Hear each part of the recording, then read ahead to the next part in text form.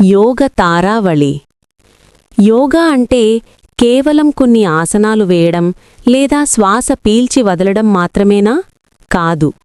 మనస్సును పూర్తిగా శూన్యం చేసి బ్రహ్మానందాన్ని పొందే ఒక అద్భుతమైన అంతర్గత ప్రయాణం యోగం.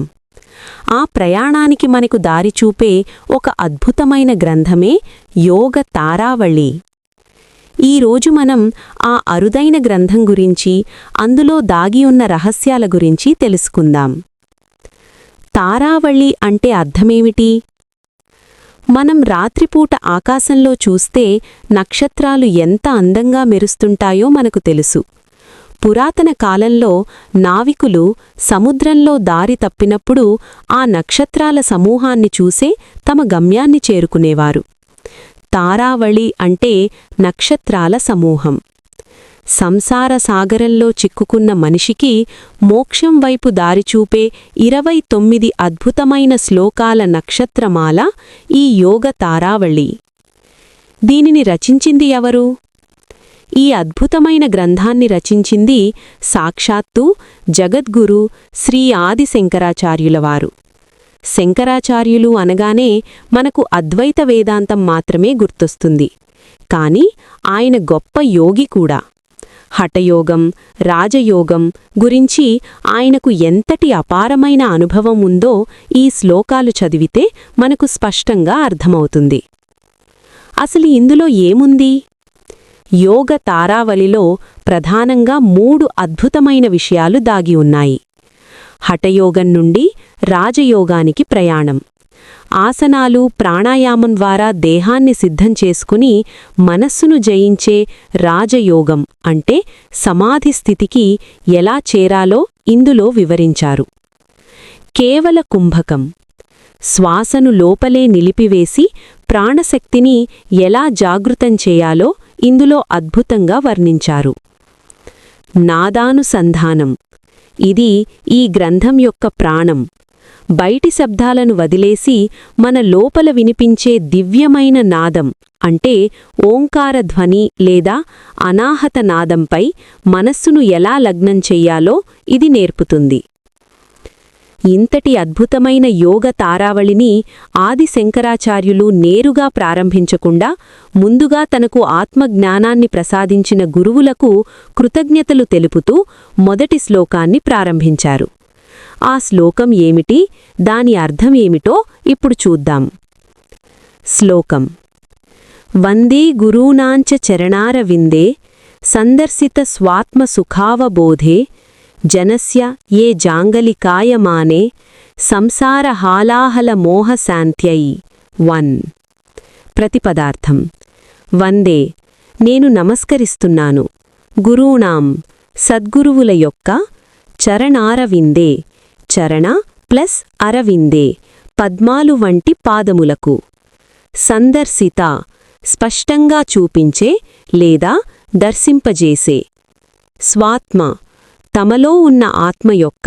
సుఖ, ఆనందాన్ని. అవబోధే, తెలుసుకునేలా చేసే లేదా మేల్కొల్పే. సందర్శిత స్వాత్మ సుఖావబోధే అంటే మనలోని ఆత్మానందాన్ని మనకే అనుభవపూర్వకంగా తెలిసేలా చేసే. జనస్య, మనుష్యుల యొక్క లేదా సాధకుల యొక్క. ఏవైతే ఆ గురుపాదాలు. జాంగలికాయమానే, విషాన్ని విరిచే వైద్యునిలా పనిచేస్తాయో. పాముకాటుకు మందు ఇచ్చేవాడిని జాంగలికుడు అంటారు.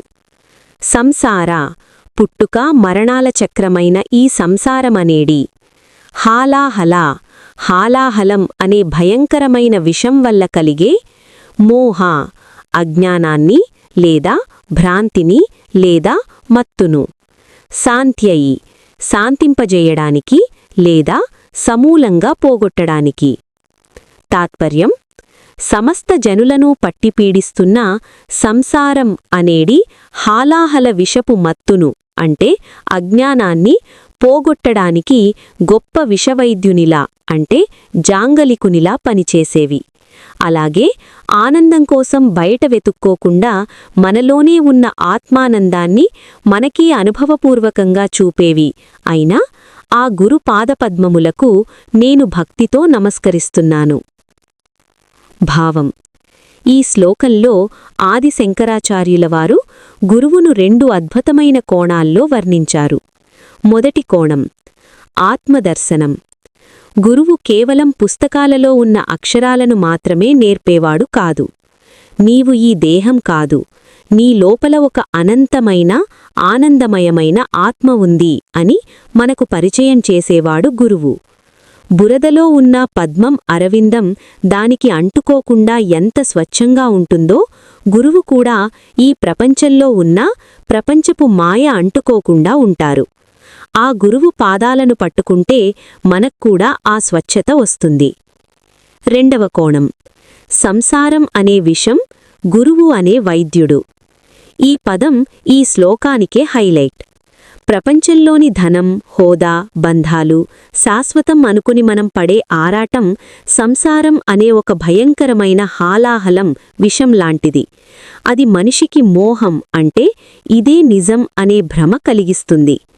అడవిలో ఎవరికైనా పాము కరిస్తే ఆ విషాన్ని విరిచడానికి జాంగలికుడు ఎలాగైతే పసరుమందు ఇస్తాడో, గురువు యొక్క పాదాలు కూడా ఒక దివ్యమైన ఔషధంలాగా పనిచేసి మనల్ని ఈ సంసారం అనే మోహం నుండి రక్షిస్తాయి. తరువాతి శ్లోకం తరువాతి ఎపిసోడ్లో. శుభం భూయాత్.